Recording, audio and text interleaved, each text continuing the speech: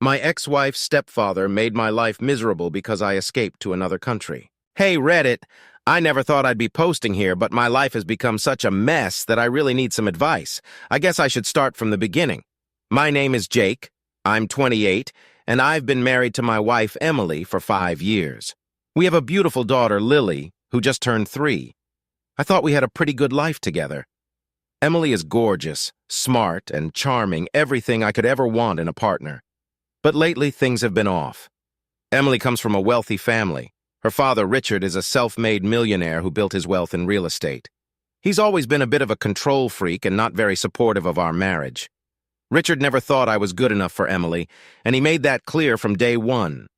Despite this, I worked hard to prove myself and earn his respect, but it always felt like a losing battle. Richard remarried about 2 years ago to a woman named Lisa, who is 10 years younger than him. Lisa is stunning and always had a bit of a flirty vibe, but I never paid much attention to it. I figured she was just trying to fit into the family and make everyone feel comfortable. Little did I know how wrong I was. The trouble started about 6 months ago when Emily began acting distant. She was always on her phone, texting late into the night, and seemed more interested in her social life than spending time with Lily and me. Whenever I asked her about it, she brushed me off, saying I was being paranoid and insecure. I wanted to trust her, so I let it go. But then, strange things began happening. Emily would go out with friends and come back late smelling like expensive cologne. She started buying new clothes, lingerie that I never saw her wear at home, and always seemed to have a reason not to be intimate with me. I felt like I was losing her, and I didn't know why. I confided in my best friend, Matt, who suggested I do something I never thought I'd do: check her phone. I was desperate to know the truth, so one night while Emily was asleep, I took her phone and went through her messages. What I found shattered my world. There were texts from a contact saved as Mr. X. The messages were explicit and detailed their various rendezvous. My heart sank when I realized that Mr. X was none other than her stepfather, Richard. I couldn't believe what I was reading. The man who had always looked down on me was the one betraying me with my own wife. I felt a mix of anger, hurt, and confusion. How could she do this to me, to our family, and with her own stepfather? It was too much to process. I confronted Emily the next day, and at first, she denied everything. But when I showed her the messages, she broke down and confessed. She said it started as a way to get back at Richard for being so controlling, but it quickly spiraled out of control. Emily begged for forgiveness, swearing it was over and that she wanted to make things right. She claimed she still loved me and that our family meant everything to her. I wanted to believe her, but the betrayal was too deep. I didn't know if I could ever trust her again. In the midst of all this, I had to figure out how to protect Lily.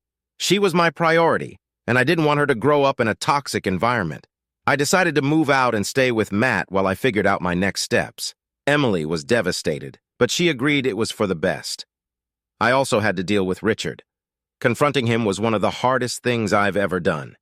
He didn't deny the affair and actually had the audacity to blame me, saying I drove Emily to it by being so mediocre. It took all my strength not to punch him in the face. Instead, I told him to stay away from my family and that I would be seeking legal action.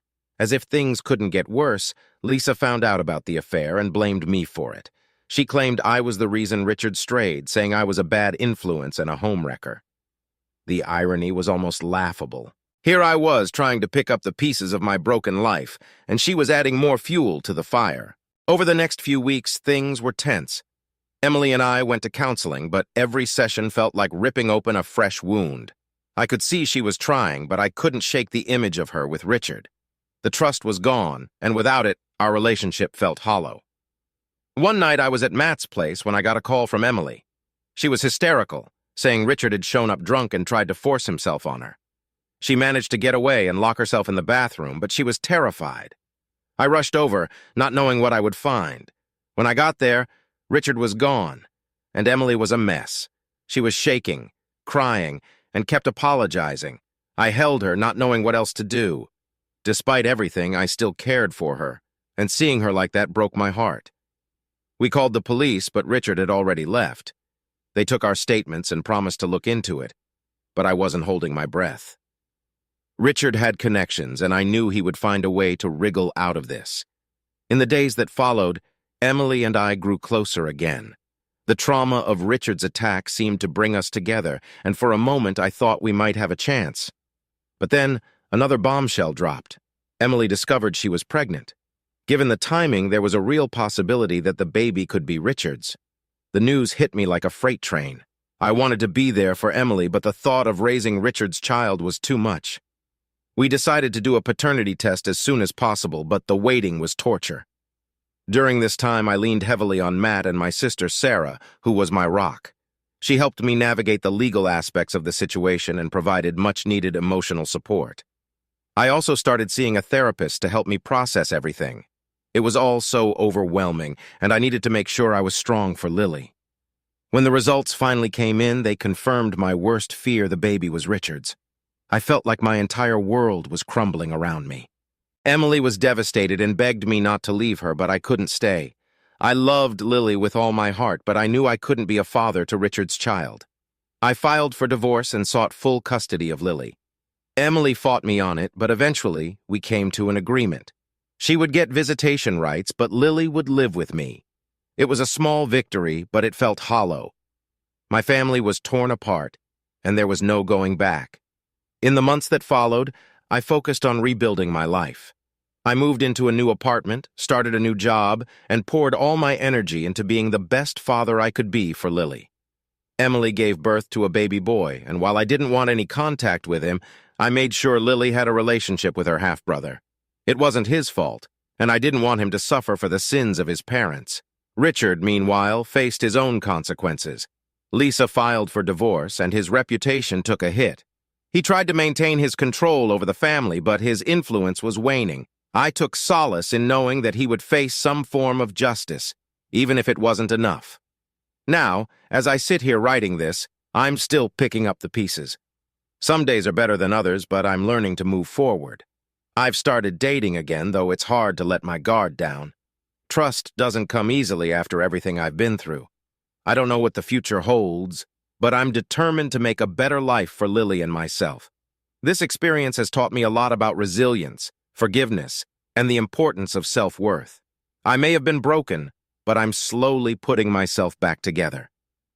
In the midst of all this chaos, my relationship with my own family became strained. My parents were supportive but deeply disappointed by everything that had transpired. They were particularly hurt by Emily's betrayal, as they had welcomed her into our family with open arms. My mother, who had always adored Emily, felt a profound sense of betrayal and sorrow. It was heartbreaking to see her so affected by our marital issues. My father, on the other hand, was more practical. He helped me with legal advice and supported me in seeking custody of Lily. He was determined to see me through this and ensure that I came out stronger on the other side. He often reminded me that life is full of challenges, but it's how we respond to them that defines our character. His words of wisdom were a source of strength during this difficult time. I also reconnected with old friends who I had lost touch with over the years. Their support and understanding were invaluable. They provided a sense of normalcy and reminded me that life goes on, despite the chaos.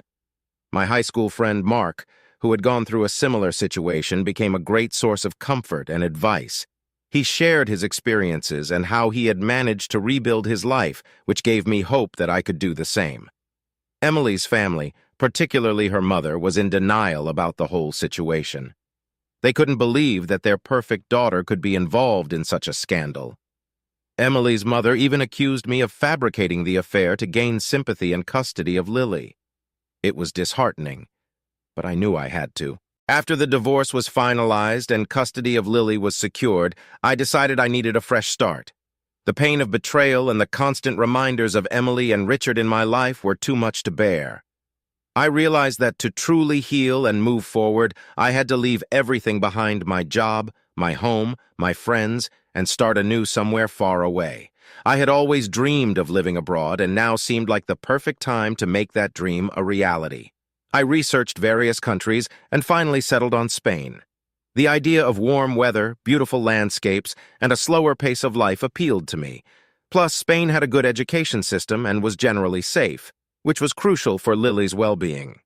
After weeks of preparation, I booked our tickets and started the process of moving. It was a whirlwind of packing, selling off furniture, and saying goodbye to family and friends. Matt and Sarah were particularly supportive, helping me with the logistics and offering emotional support. My parents, although sad to see us go, understood my need for a fresh start and promised to visit us often. The day of our departure was filled with a mix of emotions, excitement, anxiety, and a touch of sadness. As we boarded the plane, I looked at Lily and felt a surge of hope. This move was for her as much as it was for me. I wanted to give her a chance at a happy, stable life away from the toxicity of our past. The flight to Spain was long, but Lily was a trooper. She slept through most of it, and when she was awake, she was fascinated by the view from the window. I couldn't help but feel a sense of pride and relief. We were finally on our way to a new beginning. Upon arriving in Spain, we settled in a picturesque town on the coast called Marbella. It was known for its beautiful beaches, friendly locales, and a vibrant expat community. I found a cozy apartment near the beach with a small garden where Lily could play. It felt like a dream come true. Our first few weeks in Marbella were spent adjusting to the new environment. I enrolled Lily in a local preschool, and she quickly made friends despite the language barrier. Children have a remarkable way of connecting with each other, and Lily was no exception. Seeing her happy and thriving gave me the motivation I needed to make our new life work. I also started taking Spanish classes to integrate better into the community. It was challenging at first, but I gradually improved. The locals were patient and encouraging, which made the learning process enjoyable. I found a job teaching English at a language school, which allowed me to support us financially while giving me time to spend with Lily. One of the highlights of our new life was meeting Sophia. She was a fellow teacher at the language school, originally from Argentina. Sophia was warm, kind, and had a vibrant energy that was contagious. We bonded over our love for travel, good food, and the shared experience of starting anew in a foreign country. Sophia and I started spending more time together, both in and out of work. We explored the local markets, tried different restaurants, and took long walks on the beach. Lily adored her, and they quickly formed a close bond. Sophia's presence brought a sense of joy and stability that I hadn't felt in a long time. As our relationship deepened, Sophia opened up about her past. She had moved to Spain after a difficult breakup and had been rebuilding her life ever since. Her strength and resilience were inspiring, and we found solace in each other's company. Slowly but surely, I began to feel hopeful about the future again. However, not everything was as idyllic as it seemed. Richard, my ex-father-in-law, had not taken kindly to the divorce and the subsequent fallout. His business empire had taken a hit due to the scandal, and his ego was bruised. He blamed me for everything and was determined to make me pay. It started with strange occurrences. My car was vandalized, with the tires slashed and the windows smashed. At first, I thought it was just bad luck, but then other incidents followed. Our apartment was broken into, and although nothing valuable was taken, it was clear that someone had gone through our personal belongings. The feeling of being watched was unsettling, and I couldn't shake the sense of dread that loomed over us. One evening, as Sophia and I were having dinner at a local restaurant, I noticed a man staring at us from across the room. He was dressed in a suit, which seemed out of place in the casual beachfront setting. His gaze was cold and intense, and when our eyes met, he didn't look away. I mentioned it to Sophia, but she brushed it off, saying it was probably nothing. But it wasn't nothing. The next day, I received a threatening note under my apartment door. It was written in Spanish, but the message was clear. "You can't run from your past. We will find you." Panic set in, and I realized that Richard had sent his people to track us down. I contacted the local police, but they were of little help. Without concrete evidence, there wasn't much they could do. They advised me to be cautious and report any further incidents. Feeling vulnerable and exposed, I decided to take matters into my own hands. I reached out to an old friend, Carlos, whom I had met during my Spanish classes. Carlos was a former police officer who had retired to Marbella. He was well-connected and had a reputation for getting things done. When I explained the situation, he agreed to help me. Carlos started by looking into the man from the restaurant. His contacts in the local law enforcement provided some leads, and it turned out the man was a private investigator from the UK, hired by Richard to keep tabs on me. Carlos suggested we lay low for a while and avoid drawing attention to ourselves. Despite our efforts to stay under the radar, the harassment continued. One night, as we were returning home from a weekend trip, we found our apartment in disarray. Someone had broken in again, but this time they left a clear message. Scrawled on the wall in red paint were the words, "Leave or else." Fearful for our safety, I decided it was time to leave Marbella. With Carlos' help, we made arrangements to move to a more secluded village inland. The village, called Ronda, was nestled in the mountains and offered a peaceful retreat away from the prying eyes of Richard's henchmen. The move was exhausting, both physically and emotionally. Lily was confused and scared, and Sophia tried her best to keep her spirits up. The sense of being hunted was overwhelming, but I knew we had to keep going. Our safety depended on it. Ronda turned out to be a hidden gem. The village was picturesque, with whitewashed houses, narrow cobblestone streets, and breathtaking views of the surrounding mountains. The locals were friendly and welcoming, and it didn't take long for us to feel at home. We found a small house to rent on the outskirts of the village, surrounded by olive groves and vineyards. It was a stark contrast to the bustling coastal life of Marbella, but the tranquility was exactly what we needed. Lily started at a new preschool, and I continued teaching English online, which allowed me to work from home and stay close to her. Sophia and I spent our days exploring the countryside, hiking in the mountains, and enjoying the simple pleasures of village life. The constant fear began to fade, and for the first time in months, I felt a sense of peace. Just as we were beginning to settle into our new life, the unthinkable happened. One evening, while Sophia and I were having dinner on our terrace, we heard a noise coming from the garden. At first, we thought it was just an animal, but then we saw the shadow of a man moving among the trees. I grabbed a flashlight and went to investigate. My heart was pounding as I approached the figure, but when I shone the light on him, he bolted. I chased him through the garden and into the olive groves, but he was too fast. When I returned to the house, Sophia was on the phone with Carlos reporting the incident. Carlos arrived within the hour, along with two of his trusted friends. They searched the property and found footprints leading to the main road, but there was no sign of the intruder. Carlos assured us that he would stay with us for a few days to keep an eye on things. The next morning, Carlos received a call from one of his contacts. They had identified the intruder as one of Richard's hired thugs sent to intimidate me into returning to the UK. Carlos decided it was time to confront Richard directly. He contacted Richard's private investigator and arranged a meeting. Carlos, Sophia, and I drove to a nearby town where the meeting was set to take place. We arrived at a small cafe, and there, sitting at a corner table, was the private investigator. He looked surprised to see us, but maintained his composure. Carlos wasted no time in laying out the facts. He presented evidence of the harassment and made it clear that we knew who was behind it. He warned the investigator that any further attempts to threaten or harm us would be met with legal action and, if necessary, self-defense. The investigator, realizing the seriousness of the situation, agreed to relay the message to Richard. For a few weeks, things seemed to calm down. There were no more break-ins, no threatening messages, and no sightings of suspicious figures lurking around our home. Carlos continued to check in on us regularly, and we gradually began to relax. During this time, my relationship with Sophia blossomed. We grew even closer, finding comfort and strength in each other. Lily adored her, and the three of us started to feel like a real family. We celebrated holidays together, went on trips, and created beautiful memories. But deep down, I knew it wasn't over. Richard was a man who didn't take kindly to being defied, and I suspected he was biding his time, waiting for the right moment to strike. Just when things seemed to be settling down, Emily decided to re-enter the picture. She had been relatively quiet after the divorce, but I knew better than to trust her silence. One day, I received an unexpected phone call from my lawyer back in the UK. Emily had filed a motion to re-evaluate the custody arrangement, claiming that I had abducted Lily and taken her to Spain without proper consent. This was a blatant lie. The custody agreement had allowed me to take Lily anywhere, as long as I informed Emily of our whereabouts. I had done everything by the book, but Emily was determined to make my life difficult. She claimed that Lily was not safe with me and that she wanted her daughter back in the UK.